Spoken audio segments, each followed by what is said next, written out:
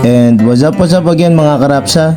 For today's video, rest muna tayo sa gilid sa pagluluto. Medyo busy si Spice International, kaya di tayo magkaroon ng time sa pagluluto ng food trips and tampuluts. Nga pala, we are located at National Highway, Manganbaca, Subic, Zambales.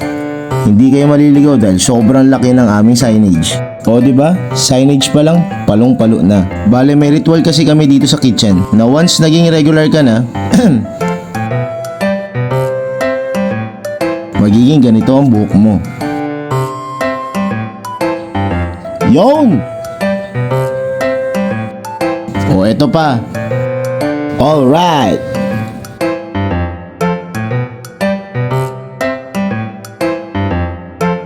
And syempre, eto pa.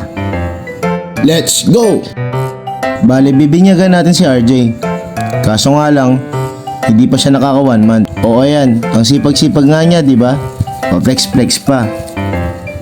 O, ang galing, di ba? Yan. Very good. Pero since nagpipilit siya, pumayag na din ako. Very excited nga siya. Dali-dali naghubad. Akala mo may dayo. Nagpa before and after photo din siya para makita niya ang difference. Kitang-kita mo naman siguro sa kanya ang kanyang excitement. O, di ba? Pinrep ko na rin ang kanyang hair para swabe ang pag-apply. Pucha, daming dandruff. Di bale, dadami pa yan mamaya. Ha ha ha ha. Ang secret formula ng mga gwapong Spice. Ha ha ha ha. Sa unang apply, grabe, virgin na virgin. Pucha, tigas ng buhok, grabe. Parang lumalaban.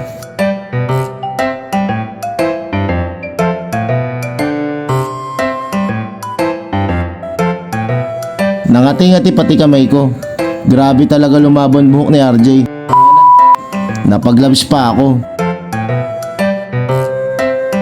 A few moments later. Nga pala, nag-renew din si chef ng kanyang color. So waiting din tayo sa result. O mga karapsa, eto na ang naging resulta. Since na hindi pa siya 1 month, hindi pa siya fully fledged. So hintayin natin mga karapsa pag 1 month na siya. Then it's color time again. Tuwang-tuwa si RJ sa result. Pati mga kitchen crew, kinongratulate siya. Watch din tayo sa mga susunod na bibinyagan. Si Kuya Jeff